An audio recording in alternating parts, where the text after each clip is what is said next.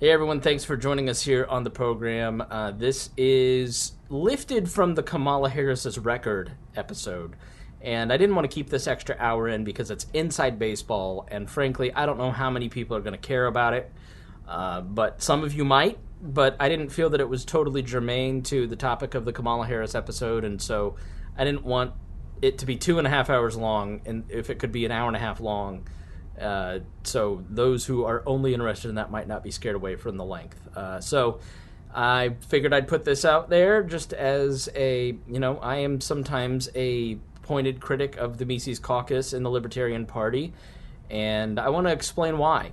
I hope you'll listen with an open mind. I don't feel that I'm very unfair, and I hope that it gives a better perspective on what I think, what Reinhold thinks, and I don't speak for everybody in the We Are Libertarians network, just myself. So please take a listen, and thank you so much. And now we essentially join the program in progress. So we're talking about not being able to trust Trump, or not being able to trust, Biden or Kamala or Mike Pence. And someone mentions that, well, Jo Jorgensen is not going to get a lot of energy, not going to win. She's lucky to get 1%. So what? I mean, do you think you should vote just because you think that your guy's going to win if you vote for him? Like if you vote for Trump and Trump loses, did you waste your vote? Did you throw your vote away? Did it not mean anything at that point? No, you should vote for the person who you want to win, because that's the only way that you can actually send a message. So we have polling, but nobody believes polling anymore. We have, when you call your representatives, well, they're only getting a small percentage of people calling them, so they have a larger weight behind them. So how do politicians really know how the voters feel except by the voting? And if you start seeing more and more people voting for third parties or for other candidates than them, they're going to start wondering why, and they're going to pivot. They're going to change. That's how we got a lot of the drug legalization that's going on right now, is because people like libertarians would be there saying, this is important to us, and if you don't vote, or if you don't give us what we're looking for on these areas, we're going to vote for your opponent. Well, they're going to change and try to incorporate that into their message, into what they're planning to do. They'll pivot that, and it'll become their idea. It'll become the Democrats achieve this or the Republicans achieve that. But if those are things you care about, you don't really care at that point. You just want those implemented the right way. And the way to do that is to send that message. And the only way to send the message is to vote for the people who are talking about those things and who are making those things be important. Right? Yeah. Like, I'm not going to lie to you. I've only seen lower ballot races win in these local races. Libertarian Party people do win. There's several elected officials here in Indiana at the Libertarian level, but your vote is registered. It shows that you're a protest vote. It shows that you're rejecting the immorality and the principles of the two-party system. It shows it isn't, you're opting out of the self-protect, the idea that Republicans will fight Democrats and Democrats will fight the other. Like, you're actually voting for somebody that reflects your values, and it's registered. And the more people that make that choice, the more that's going to grow. And the more it grows, people will start to look and go, oh, they have a shot, they have a chance. Libertarianism has grown exponentially over the last decade since I've been around. Like, when I started calling myself a libertarian in the 2000s, I had to explain what that was. I still kind of have to explain what it is, which is what libertyexplained.com is about. But it's a common topic of conversation now. Libertarian ideas are more accepted by the mainstream. We need to reach out to that third of the country that doesn't vote, because they don't see their voice represented. That's why we do this show, is to talk to the people that don't feel that they're represented by their government. So secondly, it's a matter of free speech, and fighting for ballot access laws and changes, and ending gerrymandering. And, people like Matt Gaetz and Ro Khanna, who are on opposite sides of so much in Congress, both agree on things like term limits and drawing districts that are not gerrymandered, that are drawn by AI. Libertarians agree with that too. There is a critical mass on some of these major issues. So neither of these two candidates have earned your vote. Now Jo Jorgensen has to earn your vote too. I totally understand if you look at this and go, I'm opting out. I heard Jason Stapleton say on his show the other day, I'm opting out of this totally. I'm not even going to worry about politics because it just doesn't, I don't want it to affect my emotions anymore. It doesn't affect my life anymore. I'm opting out. I'm going to build something better. I'm going to build a better mousetrap. And Jason is great at explaining and helping people do that. I love politics too much to kind of focus on that. And that's why I do this kind of show. But I'm not going to lie to you that the Libertarian Party is dysfunctional like the other two parties. The Libertarian Party is an organization of broken human beings like every other party or organization. The Libertarian Party has no power. You will not win a lot of elections. It will suck the first time you run for office and get 3%, and you may never recover from it. It's hard. But at least when you look in the mirror, you don't feel disgusted with yourself voting for a complete hypocrite. Let's hear what Jo Jorgensen herself has to say. The first part is from the 96 vice presidential run that she had, and the second is from this run here. Your question was, why vote for a third-party candidate? My answer is because the only party offering what you want is a third party, the Libertarian Party. I think the only wasted vote is one for Trump or Biden, because they're going to give us more of what we don't want. If you want higher taxes, if you want more bungling in government, if you want to keep the troops all over the world, if you want more pollution, if you want more expensive healthcare, then by all means vote for Trump and Biden. I would say if you want something different, vote for something different, which would be the Libertarian Party. And I'd also like to point out that we can also make change even without being elected. Yeah, so I'll be voting for Joe and Spike, but I can't say I'm enthusiastic about it. Go check out Spike's YouTube channel. I encourage everybody, because I was not hot on Joe either, and I can't say that I still am. I was critical of her selection, but Spike has really impressed me a lot. And if you go, and the whole point of an LP presidential campaign is you're the marketing person for 4 years. This is the only time, I've said it a million times, it's the only time your friends and family are ever going to openly invite you to screech at them about libertarianism. What do you think of the libertarian? I'm in the barber shop yesterday, and the guy goes, who's the libertarian running? Gary was kind of goofy, so is this one better?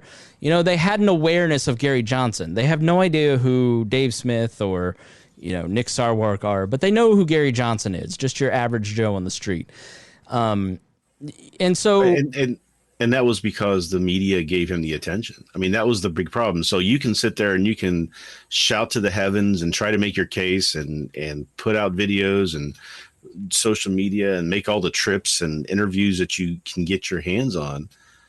But if the media doesn't give you that voice, that platform to expand on that, to make that known to the people who aren't really invested or looking into it, it's not going to go anywhere. And that was the thing about Gary, was that he was considered viable enough by the media that it made sense for them to give him those interviews. And he was doing hundreds a month, CNN interviews, MSNBC, CNN, he was doing 3 or 4 of those a day, right? Where he was on the screen talking to people on those platforms. Whereas, previous to that didn't happen. And I don't think it's happening again this year. We're just not getting that traction. And it's more of a perception from the media than it is anything else. Yeah. But I will say that their campaign, Spike and Joe, as evidenced by Spike's channel, are I was going through libertyexplained.com is the new website that we're pumping out material to help. There's not really a great resource for newbies. People kept asking me hey, do you have a website or a book or whatever? And I'm just there's nothing really comprehensive or good that is a well-organized thing. And so that's what we're building. We're about to start launching the podcast, Liberty Explained. You can already subscribe to it.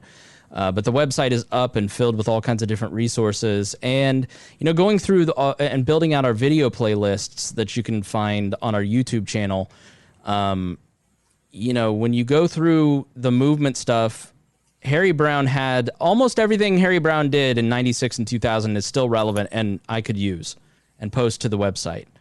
Gary Johnson didn't have a lot except a couple drug videos. Like was the criticism that he was light on policy, that he didn't know who his cabinet would be, that he didn't have a lot of his campaign didn't talk about the message. That's all valid. And so Jorgensen is the correction in the party on that. And it's still not good enough. And so at a certain point, when Dave Smith says he doesn't understand Jo Jorgensen's messaging, I have to think he's not really paying attention to their campaign. And he says he's an expert in politics, and I don't know what campaign he's ever worked on. I've worked on hundreds of campaigns. I was the executive director of the Libertarian Party of Indiana for 4 years. That's where I met Reinhold when he ran for office. And this whole, Jo Jorgensen said it was a great when Biden picked a woman. So I'm tired of this lame feminism in the LP. Well, I'm sorry.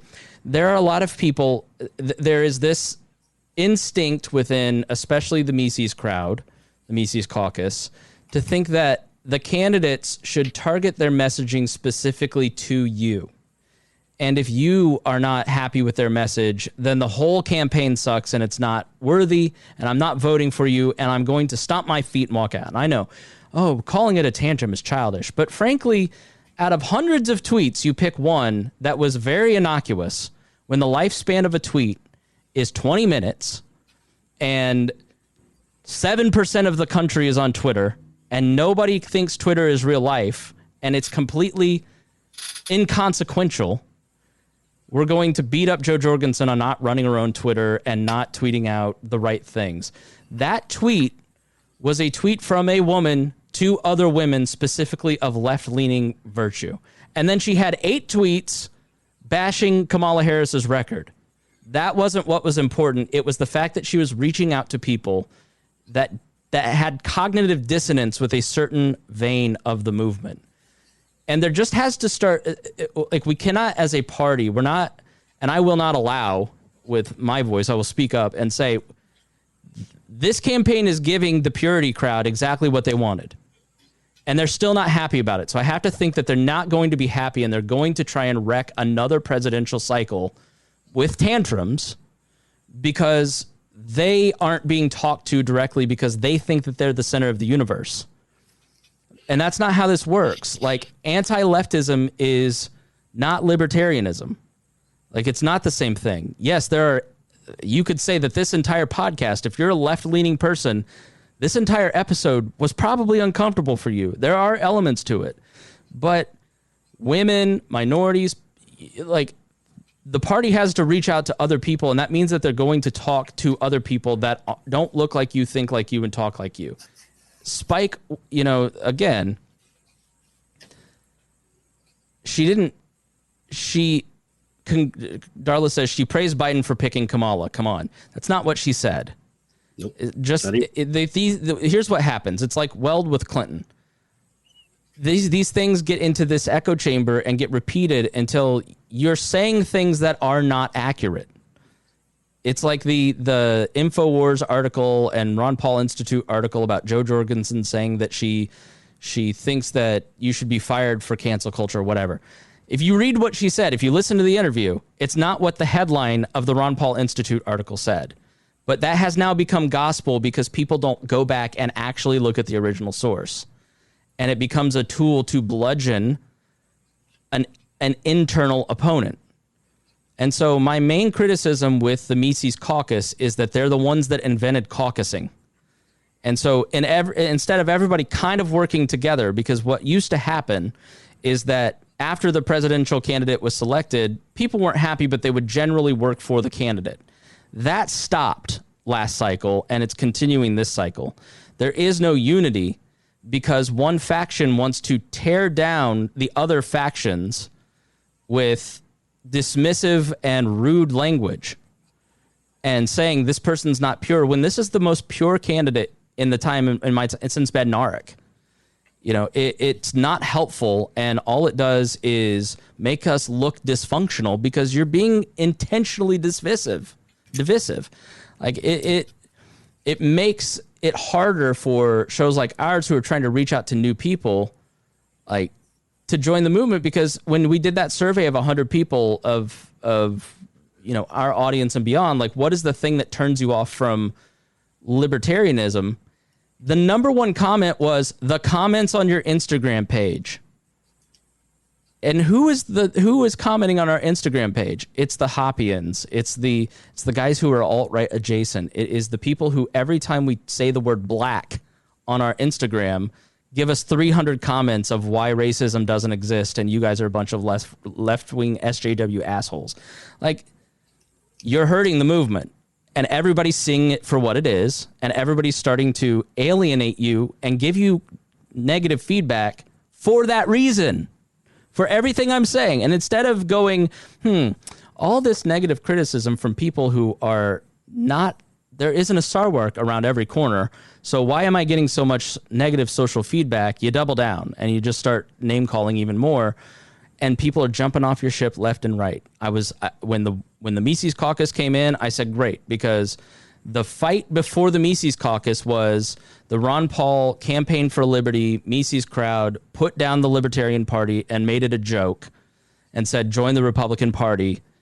And it wasn't good for the movement because it was creating a division. So when the Mises Caucus came in, I was glad, because I would hope that it was going to heal that rift. But now we have people who continually bash everything going on in the party so they can gain power. That's fucking ridiculous. And it's childish, and it's why you're told that you're tantruming. That's what it is. If you are tantruming. You're right. That's the outside perspective from people that are not liberals, people that have just been around for a long time and are just tired of the drama. And so, that's where we stand on it. Yeah. And I'm glad. So Darla says Dave Smith was the person who made me a libertarian. I'm glad. Like, I'm not Sarwark. I don't want to push Tom Woods or Dave Smith out of the party. I think that they are a tremendous benefit to libertarianism. It's just that yep. they're not working well with everybody else, and I think it's for a specific reason. And it's bullshit. And they're getting the negative feedback is for a reason. But it doesn't mean that they don't do a tremendous, especially Tom Woods, has done a tremendous service for the libertarian movement. I just don't like the loser brigade shit is so unhelpful and so divisive, and it creates a faction, and then further divides people by factionalizing everyone and throwing everybody into that camp instead of having an honest. And I do like that Dave Smith is starting to have, Eric July is starting to have some of these people on to have these conversations, because I have to think that when you're starting to get feedback that is negative, like Dave Smith even said in his podcast, like, I was surprised by the amount of pushback. This is why, like, because we're going to ruin another cycle with this tantruming. Like, you're mad about one tweet when Twitter's not real life. Who gives a fuck if Jo Jorgensen runs her own Twitter? Do we really care? Like, Jo Jorgensen is spending her time going out and talking to voters or doing interviews on C-SPAN like we just played. That's what's important. No, like, what? It's just so frustrating. Like, the nitpicky bullshit that when your brand is built on punching the LP in the face and they're a joke and the messaging sucks and only I can save their messaging, like, people just get tired of it and they start tuning you out, and your effectiveness and your influence starts to wear out.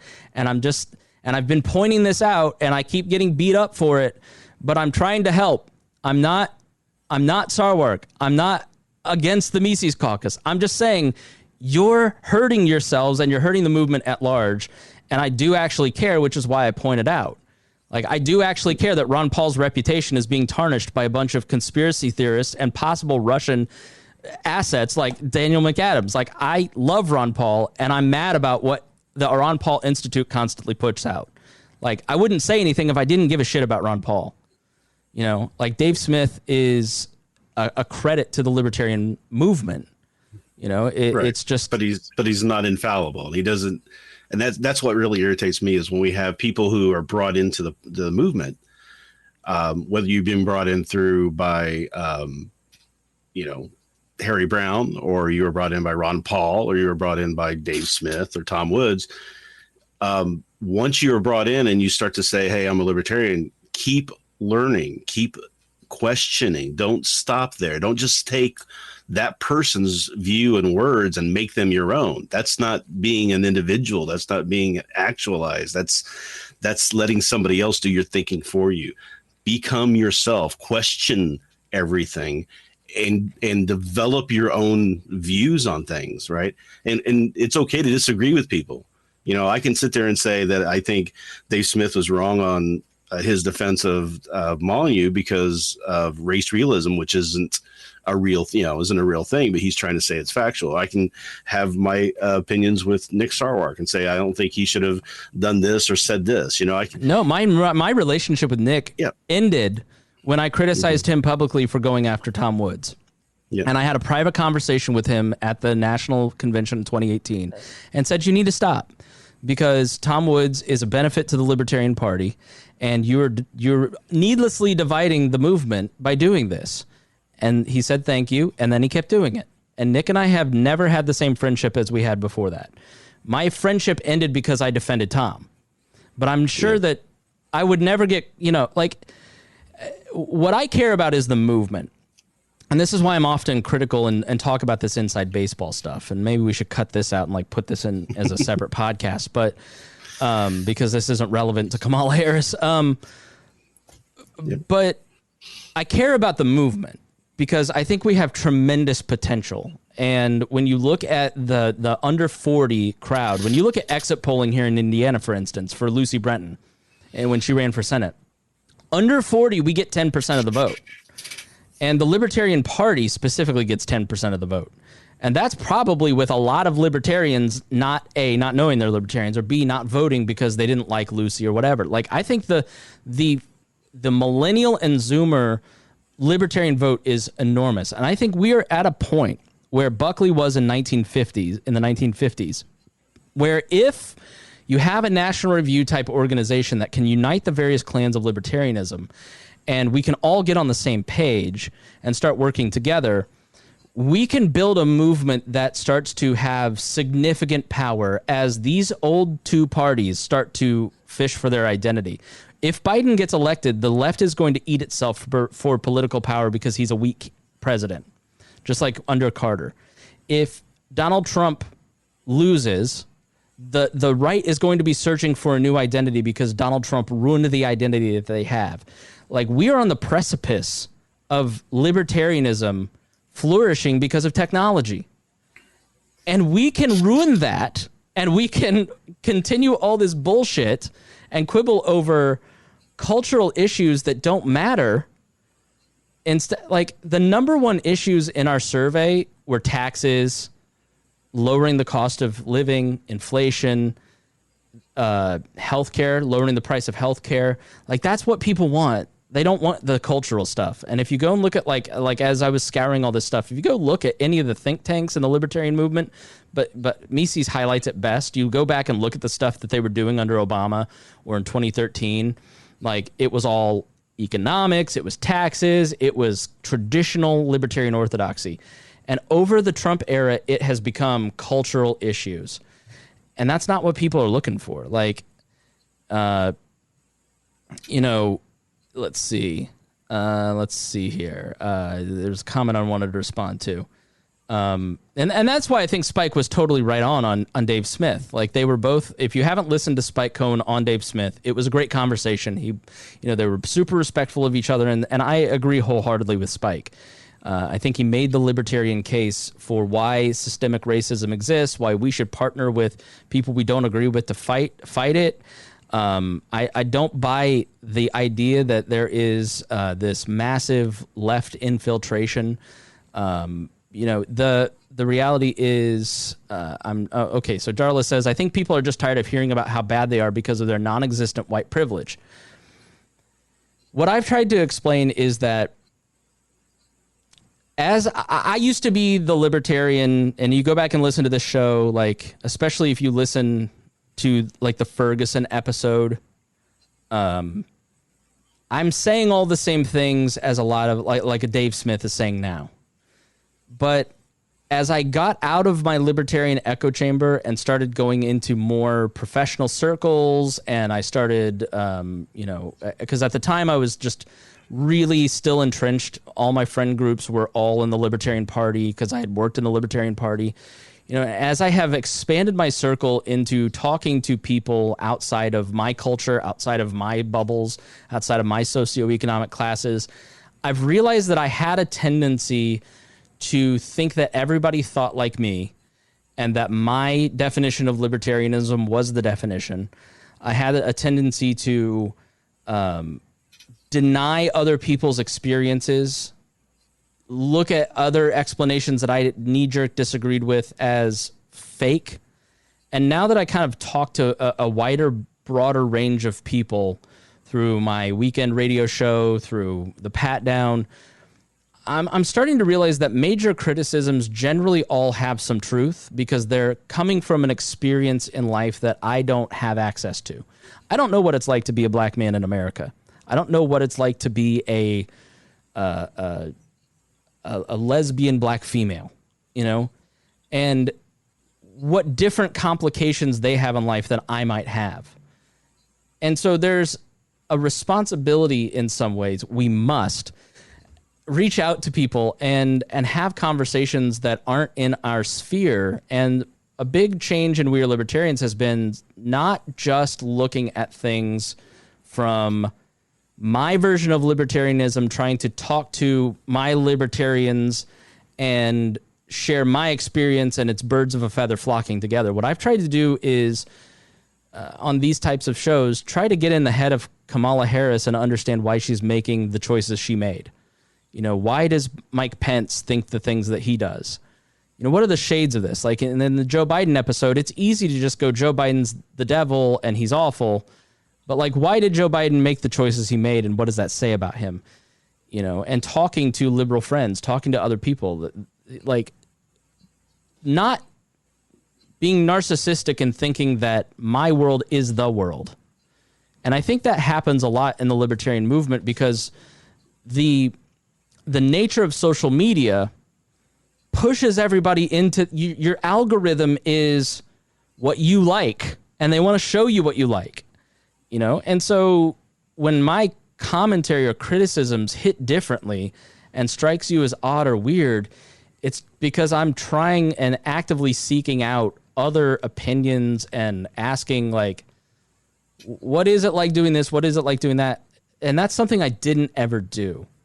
And I don't think that many libertarian commentators often try to do that. I think they try to appeal to the libertarian base. And like, I'm glad that Jo Jorgensen is trying things that she thinks will bring in females, right? Like how many, she's trying to message, and I think like they genuinely believe it. I hate when people say they're pandering to the left, because that's like saying that, like, people recoil when you say that Dave Smith is dog whistling to racists. He's not. He genuinely believes what he says. And other people from different walks of life have a different perspective than he does, and they see it differently. Jo Jorgensen, Spike Cohen, has a different worldview than you. And so you can't just be mad at Spike Cohen for having a different worldview than you. You should figure out why he thinks differently than you. But that's hard. Like, that takes some effort instead of just going, this thing fits my confirmation bias, so I'm going to pick that out and use that. So, I don't think that there is, I think we've just gotten lazy. Like, I got really bummed out going, like, I literally went through thousands of YouTube like videos on libertarian channels trying to curate these playlists, because as people over the next like few weeks want to learn more about libertarianism, I want them to have up-to-date resources, stuff that, like, hold on, my cat is stuck. Yeah. So I want them to, I want them to, and yeah, like I have always held, because the experience of the Ron Paul people telling me to fuck off, essentially, when I worked for the Libertarian Party, and putting down my efforts has never left me. And it was really insulting. And there is an element of disliking Ron Paul people as a result of it. But it's their doing, right? It's the Paul bots that said, you know, you're wasting your time in the LP, that just like, man, I know. So, you know, when I was executive director, I was full-time, and I was working with hundreds of Hoosier libertarians that put their heart and soul into their efforts and would be bummed out by some Ron Paul campaign for liberty douche, you know, who would put down what they were doing, and like they'd get bummed out by it. And I'm just like, that's not cool. Like, everybody who makes an effort, like, their contribution should be valued, unless their name is Chris Cantwell. Like, then, you know, they're like, that's why I look at Tom Woods and I go, there are things I disagree with him on some of the COVID stuff, like 2 degrees. Like, I don't think that, you know, like Tucker, Jeffrey Tucker is just on a different planet with some of the shit. Like, when he's saying that lockdowns were invented by a kindergartner in 1997 or what, like, what? Like, they were doing quarantining in the 1918 pandemic. You're just like, you're misinterpreting information or intentionally like adjusting it to be manipulative. And so I disagree with him on that. But there isn't anybody in the movement in the last 20 years that has done more to free information and basically spread libertarian ideas than Jeffrey Tucker. Like, he's the one who put the free ebooks on Mises.org. Like, that contribution alone has been tremendous. So just because I disagree with him on one thing, it doesn't mean his contributions are worthless.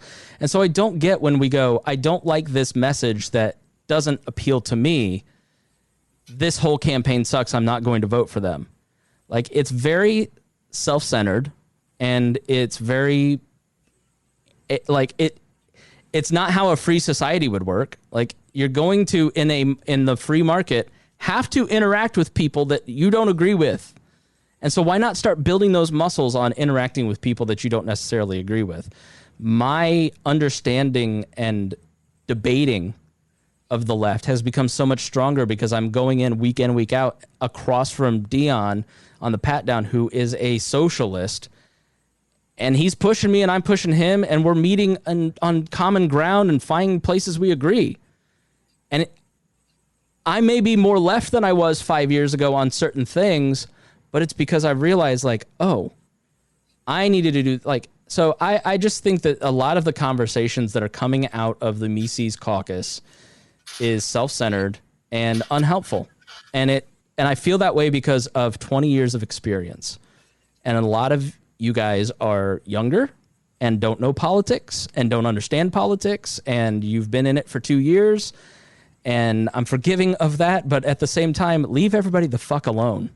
Like, you know, we're continuing this divide. So the Cato Institute was started to push Murray Rothbard's ideas.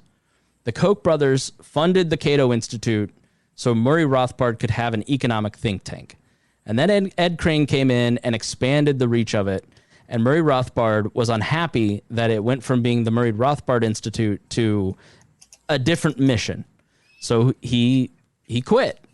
And then one of the Koch brothers kept his stock in the Cato Institute in his safe, and they stole basically Murray Rothbard's stock. And so from then on, which, not cool, right? And so both sides kind of bear some blame for some of this. And so what ended up happening is a Rothbardian versus Craniac war that's been going on for 40 years. And the millennial libertarians need to be the generation that just say, enough of your drama. If you are a Rothbardian, you can be friends with a constitutionalist.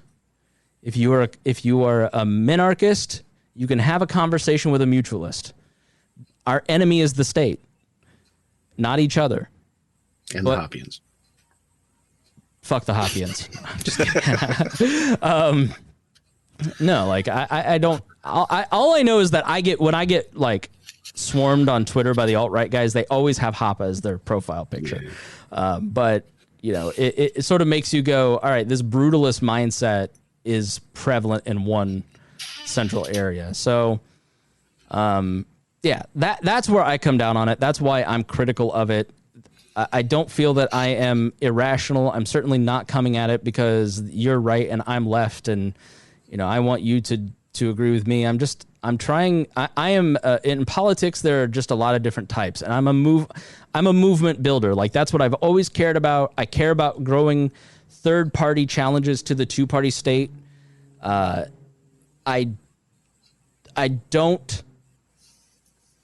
care about what makes a healthy movement. That's why I eat oat bran every morning.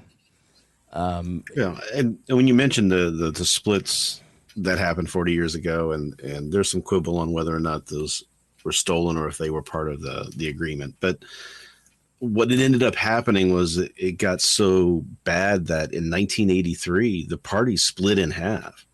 Half of the party walked out and went and joined the Republicans. And that's why we ended up with a liberty movement inside the Republican Party, because the Republican Party was not liberty involved at the time.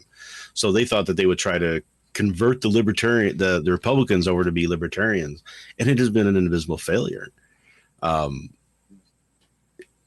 What happened, we had 50 state ballot access in 1980. We had 1% of the vote in 1980. And then by 1984, we're back down to under 40 ballot access, or even less than that. We're getting 0.25% of the vote.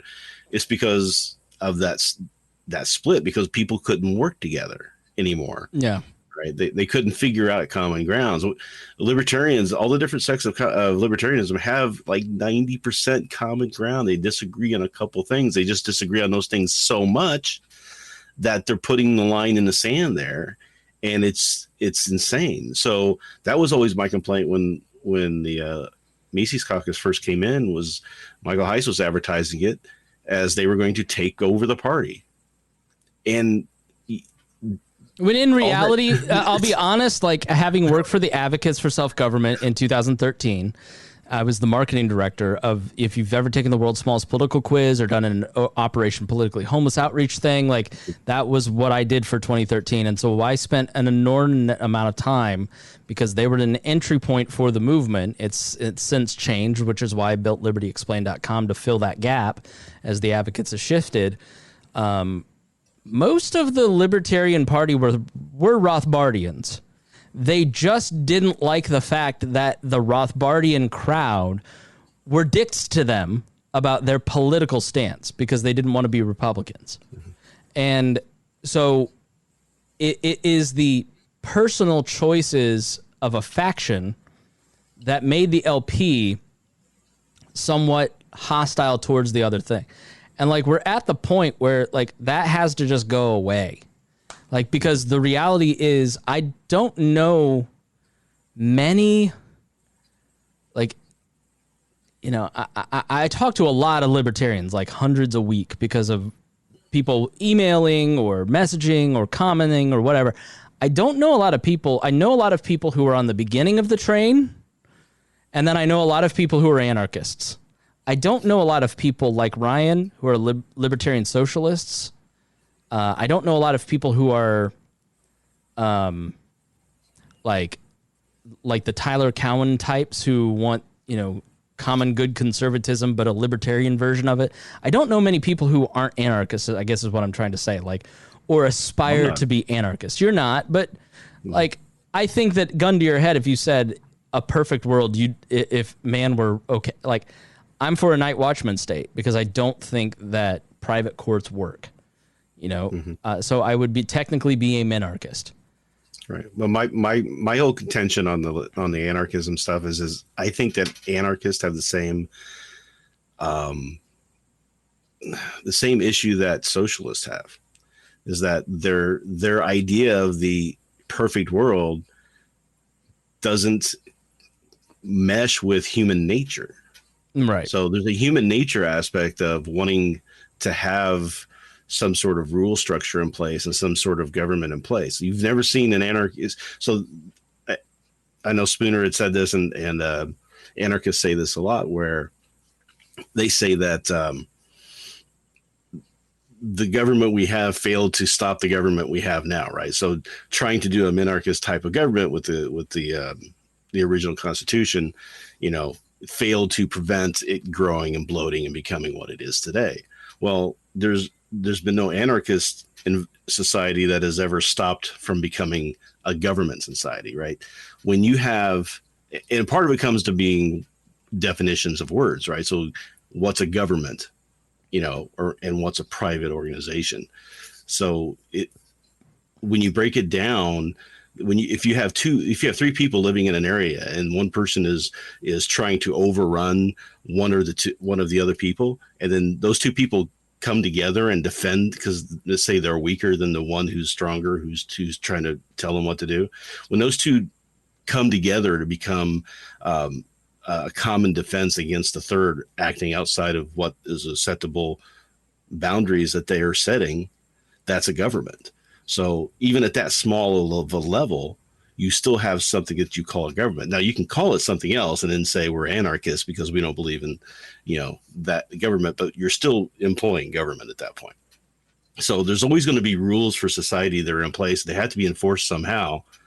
The question is how you do it. And I think a lot of people get caught up in the words and the phrasing and the definitions that they're choosing to use and not ones that other people are choosing to use, and using it as a divisive nature between different aspects of the philosophy. Yeah. Right? When in reality, why are we fighting about the end state when Right. we're so far away from anything close to resembling what all of us would agree would be a better end state than what we have now, right? Let's get the boat turned in the other direction and start getting more and more freedom.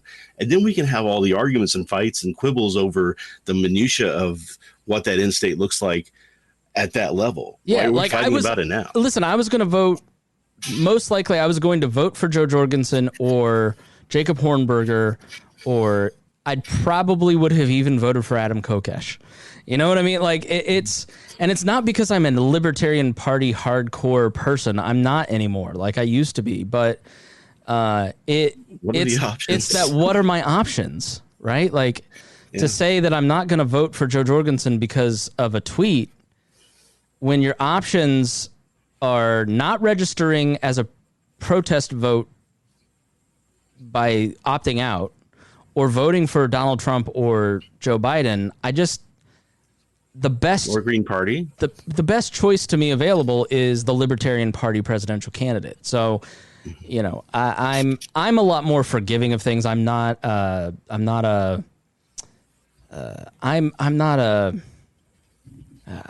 how you'd say it. I'm not a purist, or I take people as they are. I tend to be the type of person who's like, I'm going to trust everyone until they let me down. Where I think a lot of people operate from I'm going to trust no one until they prove me wrong type of a mentality. And I think that's probably why I look at it differently. But, one other comment, Malice really goes hard after the LP. I think Michael Malice is brilliant. I loved The New Right. I love Michael Malice in general. I think that's hack. I think that's really easy.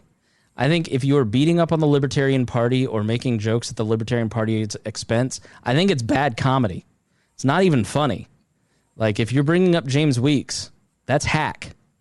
Like just working in the comedy world, like I can tell you that it's the equivalent of doing airplane food jokes. Or Carrot Top. Yeah, like Carrot Top's way more brilliant than that joke. Like it's just in reality. So it's like the dad jokes of the libertarian movement. And Aleppo. Malice is just better than that. I've seen him tweet things and say things that are like, I wish I were even 3/4 as smart as that guy, half as smart.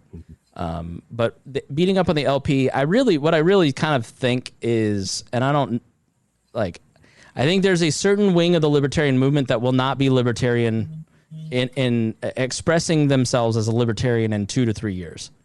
I think that the Hoppe crowd is going to break off of the libertarian movement once they realize they can't reform the party. They can only get 25% of the vote in the Libertarian Party.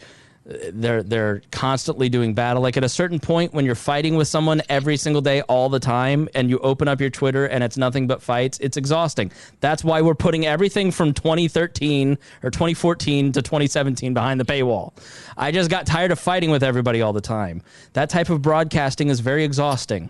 And so you either go, I got to do this differently so I can like keep my sanity, or you like double down and go off and do your own thing. Like, I don't know. So I think there's a portion of the movement that is expressly libertarian that is just not going to be libertarian in the next couple of years, and they're going to pursue a Bismarckian state of pure power politics. You know, when you know, Dave Smith and Michael Malice have a conversation about why monarchy is good and democracy is bad, and then all of a sudden, and they're having a fully fleshed out conversation, because this is part of the problem, so to speak. Oh, that was so clever. Part of the problem, so to speak, is that two intelligent people will have a nuanced conversation, and then Hoppa bots or Paul bots will grab that and just echo that and repeat it, and it distills down into grunting, basically. And then people hold the two people having the conversation accountable for the grunting. Well, that's stupid. Like, you know, if a Dave Smith fan is tweeting hyperbolic things at me like they constantly do, I don't hold him accountable for it, because he's not telling anybody to do that. You know, it's the person that is using the anonymous account to be an asshole that's responsible. It's just, but when I see 2 weeks after that conversation, monarchy being discussed in libertarian circles for the first time ever, I go, these people want to, so Bismarck, why Bismarck in Germany pre-Hitler was important is that he used the state essentially to preserve the power of the nobility, the noble class, the elites, and used it to essentially, and this is why the French Revolution kicked off too, is that they were conserving the power of the existing order. And eventually that broke down because they went too far, and then you get things like World War I, Weimar Germany, Hitler, and a pure power state internally never works. It's why socialism doesn't work. It's why Nazism didn't work. It's why Bismarckianism didn't work. But the idea that a monarch or a king will work versus democracy is foolish, because it's so I think there is a wing of the libertarian movement currently that is being seduced by that idea of we can build a conservative state to fight the left, when they don't look at the utilitarian view of it and say Donald Trump is president now and can't do it. Like we have the most, they'll say in one breath, we have the most totalitarian American state ever. And then in the next breath say we need it to be more totalitarian because it's not going far enough, when they're not achieving the goals that they say they do. So I think that's how the classical liberals got started. I mean, it was Madison really was fighting against Hamilton. Hamilton wanted a monarchy, you know, and Madison was so against that. And that's how parties even got started, was because of that fight over monarchism versus individualism. So we lost something. We had gone through an Enlightenment period during that time with what Locke had been writing and then what Jefferson and Madison were pushing through. That was really fighting against the idea of a ruling class, a ruling state, a more individualist type of society. And it ended. I mean, we left the Enlightenment era early 1900s, when we started going into more like progressive ideas and more back to more conservative stuff. So, you know, that's what libertarianism really is trying to get that back, trying to get that individualism, that what Jefferson said in his first inaugural address, where the best government is the one that prevents people from harming each other, but otherwise leaves them alone to live their lives, right? So, and let them decide how things should be.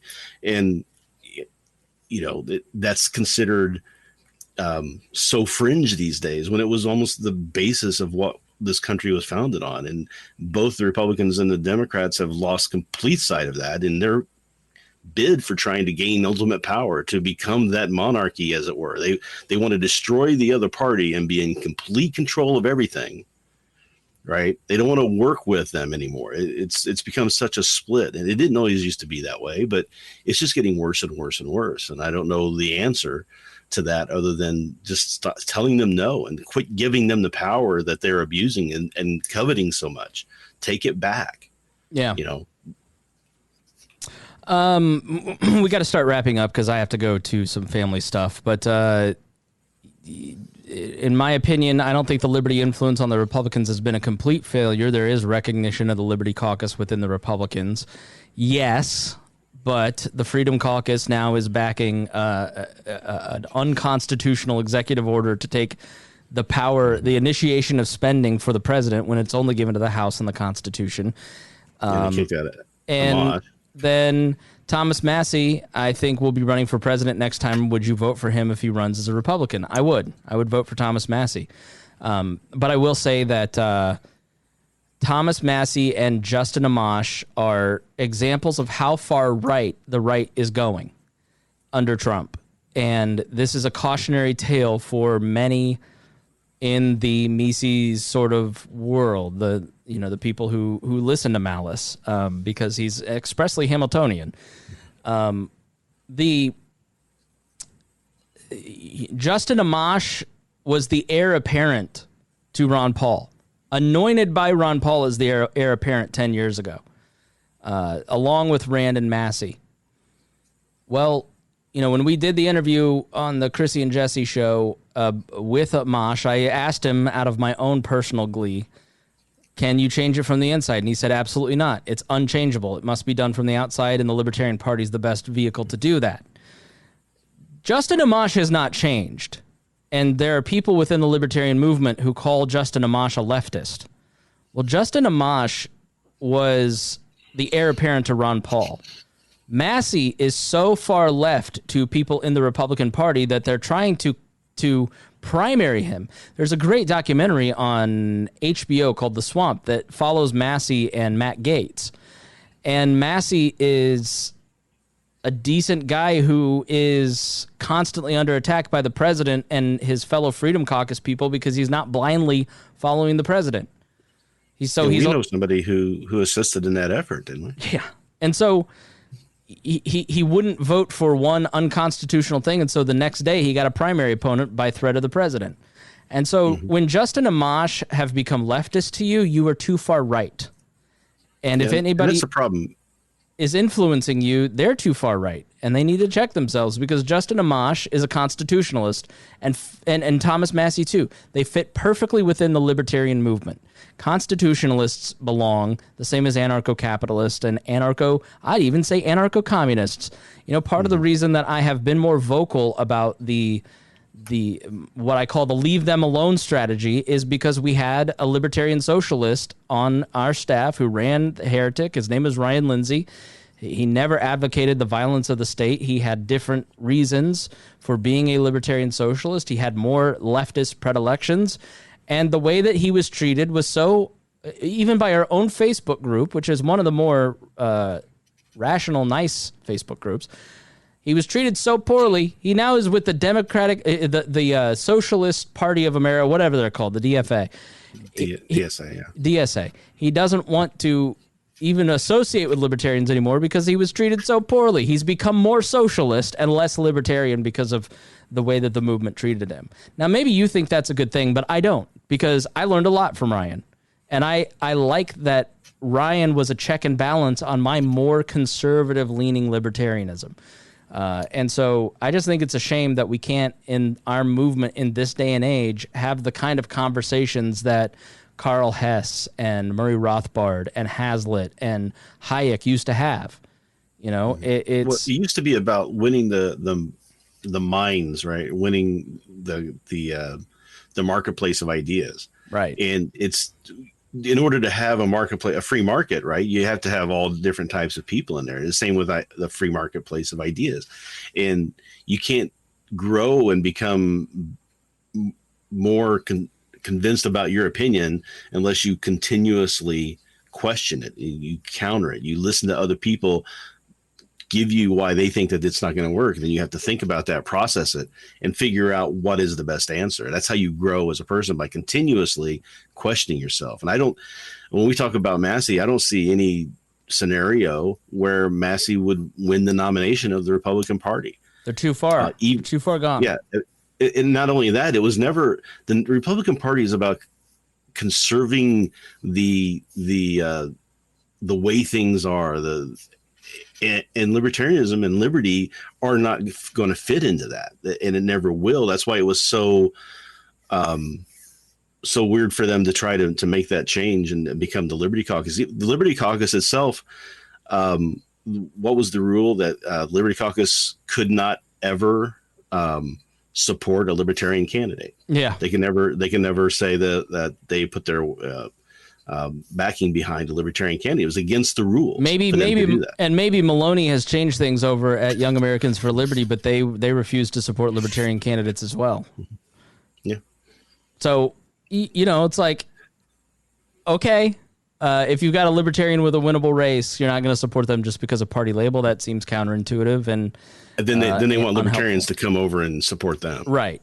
Exactly. So when you get pushback and people tell you, go fuck yourself, that's why you're told to go fuck yourself, because it's been 4 decades of this kind of like fuck you, we're superior to you. And then when you want to come in and quote, take over the party, fuck you. Like, right. Those hurts, those slights, those comments, those don't go away.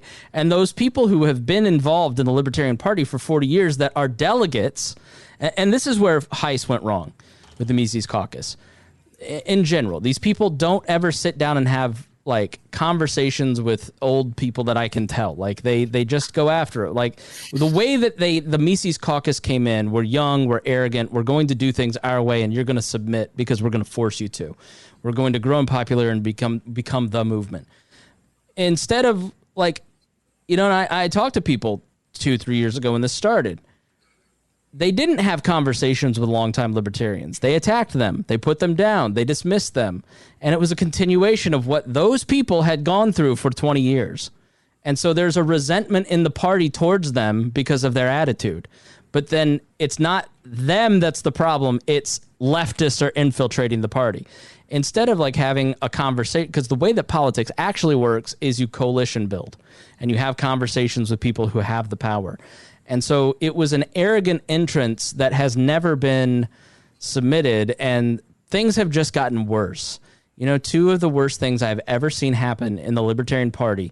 The first was Roger Stone. Yes, that Roger Stone. The worst thing I've ever seen anybody do in this party was when he was trying to run the Madam for New York City, and the party challenged it because they were still, after 30 years smarting from Howard Stern, when he ran as a Libertarian for governor, and completely effed them. You had the party person that ran against her in the Libertarian primary. Roger Stone took a mailer that looked like when a sex offender moves into a town, he put out a mailer that was an attack on that Libertarian candidate. And it was so devastating that man had to move to a different state. I think he moved to Florida. It was the grossest, most horrible thing I've ever seen. And I know about it because Stone's henchman bragged to me about it in 2012.